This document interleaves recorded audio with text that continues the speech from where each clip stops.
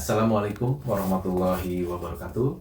Bertemu lagi dengan saya Dian Nurman Hidayat, mahasiswa Pasca Sarjana Universitas Terbuka. Pada pertemuan kali ini, saya akan membahas tugas tutorial 1 mengenai studi komparatif pendidikan dasar di berbagai negara. Poin-poin penting yang dibahas pada artikel yang berjudul Dampak Globalisasi Terhadap Perilaku Sosial Identitas Budaya Lokal Masyarakat SADE adalah sebagai berikut. Yang pertama, globalisasi telah merubah pola konsumsi dan gaya hidup masyarakat SADE. Mereka cenderung mengkonsumsi produk modern sesuai dengan tren yang berlaku dan bergaya hidup praktis, serta sederhana dalam kehidupan sehari-hari. Yang kedua, globalisasi telah merubah nilai dan norma sosial.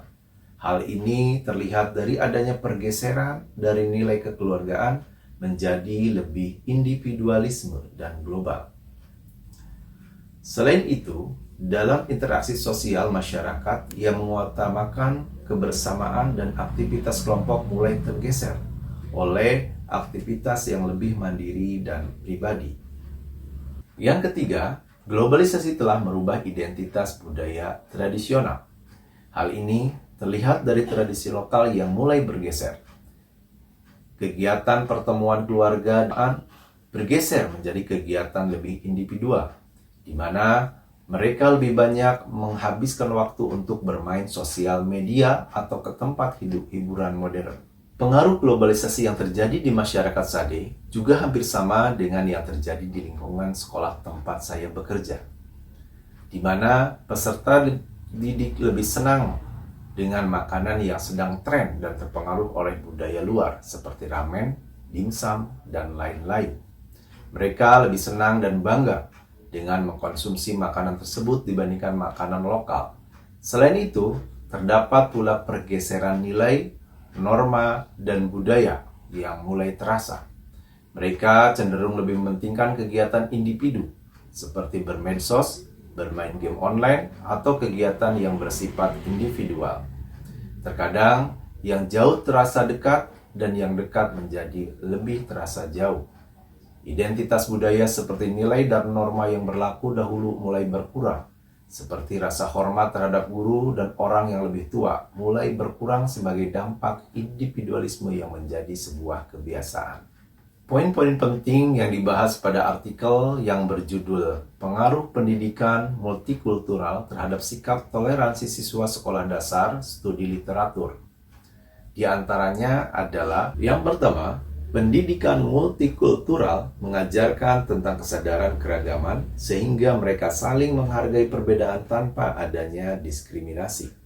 Kedua, pendidikan multikultural mengembangkan rasa empati dengan memahami perasaan orang lain walaupun berbeda budaya.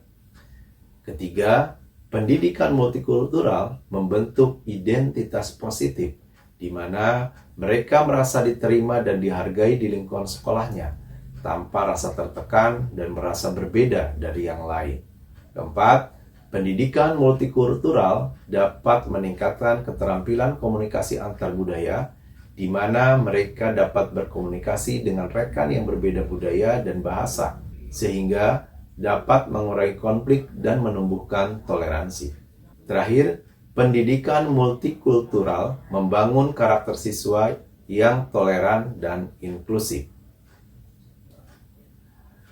Pendidikan multikultural yang diterapkan di sekolah kami telah memberikan dampak positif bagi warga sekolah. Warga sekolah sadar akan keberagaman baik secara budaya, bahasa, jenis kelamin, latar belakang keluarga, dan lain-lain. Sekolah menjadi lebih rukun, saling menghargai, toleransi, dan nyaman sehingga sangat jarang terjadi konflik. Dengan demikian, sekolah ramah anak dapat terwujud. Adapun kegiatan pembiasaan yang kami laksanakan dalam kegiatan sehari-hari yang merupakan perwujudan dari pendidikan multikultural diantaranya adalah sebagai berikut. Yang pertama, pembuatan kesepakatan kelas yang dapat dilakukan setiap hari. Kedua, pembuatan kelompok belajar dan piket. yang heterogen. Ketiga, pembiasaan 5S, yaitu senyum, sapa, salam, sopan, dan santun. Keempat, pelaksanaan senam bersama dan makan bersama setiap hari Selasa minggu kedua. Kelima, kegiatan literasi numerasi terpadu Rabu pagi. Keenam, kegiatan Kamis kreasi anak. Dan yang terakhir adalah kegiatan keagamaan. Selanjutnya, poin-poin penting yang dibahas pada artikel yang berjudul Penerapan Media Pembelajaran Berbasis Teknologi Informasi dan Komunikasi pada Kurikulum Merdeka Sekolah Dasar.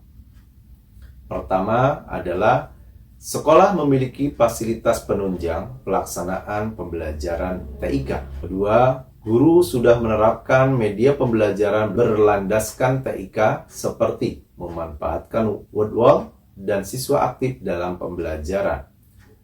Ketiga, selama pandemi COVID-19, guru sudah menggunakan Google Form, Google Meet, maupun video call melalui WhatsApp. Namun, setelah penerapan kurikulum merdeka, terdapat larangan untuk membawa HP, sehingga guru kembali menggunakan PowerPoint dan game yang berlandaskan LCD proyektor. Ini pun tidak digunakan dalam setiap pembelajaran. Keempat, siswa SD Langit Biru Bantul lebih menyukai pembelajaran berbasis TIK karena bagi mereka sangat menyenangkan dan mengurangi rasa jenuh. Kelebihan pembelajaran berbasis TIK memudahkan guru dalam pelaksanaan pembelajaran. Namun, tantangan guru harus belajar TIK terlebih dahulu agar mudah dalam mengoperasikannya. Jika guru kurang menguasai TIK, maka pembelajaran akan kurang efektif dan cenderung menggunakan metode klasikal, yaitu ceramah. Terakhir, adapun solusi yang ditawarkan adalah: pertama, guru harus beradaptasi mengikuti pelatihan TIK. Dua, guru dapat mencari dan menambah referensi materi dari internet. Ketiga, diupayakan menggunakan pembelajaran berbasis games atau gamifikasi. Dan keempat, siswa disarankan mempelajari aplikasi di rumah agar pembelajaran lebih efektif. Penerapan media pembelajaran berbasis teknologi informasi dan komunikasi di sekolah kami mulai dilaksanakan dan intensif sejak tahun kemarin. Meskipun fasilitas yang kami miliki belum memadai, di antaranya PC atau laptop yang masih minim, proyektor yang belum tersedia di setiap kelas, dan HP yang belum dimiliki oleh seluruh siswa. Sebagian besar dari mereka harus meminjam dan bergantian dengan orang tuanya. Selain itu, sama halnya dengan SDN Langit Biru, guru-guru di sekolah kami pun perlu pelatihan dan pembiasaan dalam penggunaan aplikasi dan media pembelajaran digital agar pembelajaran lebih efektif dan menyenangkan.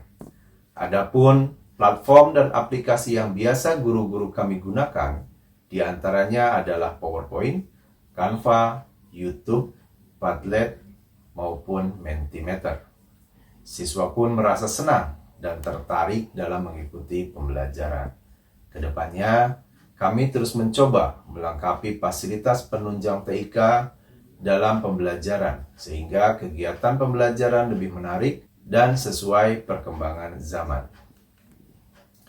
Selanjutnya adalah artikel yang berjudul Internalization of Multicultural Education in Improving Student Multicultural Competency yang ditulis oleh Mardiah dan kawan-kawan dalam Journal of Education and Health Promotion tahun 2024. Poin-poin penting dalam artikel tersebut diantaranya: yang pertama, menurut Mardiah dan kawan-kawan, tahun 2024, pendidikan multikultural adalah pendidikan yang membudayakan keberagaman dengan saling menghargai dan menghormati budaya orang lain.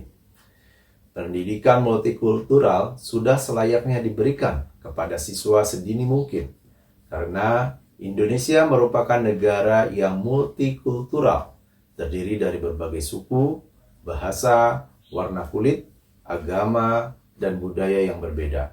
Tujuannya agar masyarakat Indonesia terhindar dari konflik dan perpecahan di masa mendatang. Adapun alasan mengapa pendidikan multikultural penting diajarkan di Indonesia adalah karena negara Indonesia yang kaya akan keanekaragaman budaya, suku, warna kulit, agama, dan bahasa, serta banyaknya warga negara yang belum memahami makna dari sebuah negara, yaitu Bhinneka Tunggal Ika. Implementasi pendidikan multikultural dapat dilakukan melalui pengintegrasian dalam kurikulum pembelajaran, memperkenalkan bagaimana perjuangan para pahlawan dengan keragaman, tidak ada perbedaan dalam perlakuan siswa, dan penerapan multikultural dalam budaya sekolah. Sedangkan prinsip-prinsip yang digunakan dalam pendidikan multikultural terdiri dari yang pertama, kurikulum yang menghargai keragaman. Kedua, pendidikan multikultural bukan pembenaran sejarah. Ketiga, kurikulum yang ditawarkan harus mampu menganalisis keberagaman di masyarakat. Dan yang terakhir, mengedepankan prinsip kesetaraan. Penerapan pendidikan multikultural di sekolah mampu meningkatkan kompetensi multikultural siswa. Penerapan pendidikan multikultural menjadikan siswa mampu menghadapi dan menerima perbedaan yang ada di masyarakat. Untuk mengetahui berjalan atau tidaknya pendidikan multikultural di sekolah, maka harus dilakukan evaluasi kegiatan dengan tujuan pertama adalah mengoptimalkan fungsi dan peran sekolah dalam menumbuhkan kesadaran siswa akan keberagaman. Kedua, menumbuhkan sikap keterbukaan siswa dalam menerima perbedaan. Ketiga, meningkatkan kesadaran siswa dalam mengambil keputusan dengan mempertimbangkan resiko yang akan diterimanya. Dan yang terakhir adalah menanamkan sikap kerjasama antar siswa. Demikian penjelasan tugas yang pertama. Mohon maaf jika ada kekurangan. Terima kasih. Wassalamualaikum warahmatullahi wabarakatuh.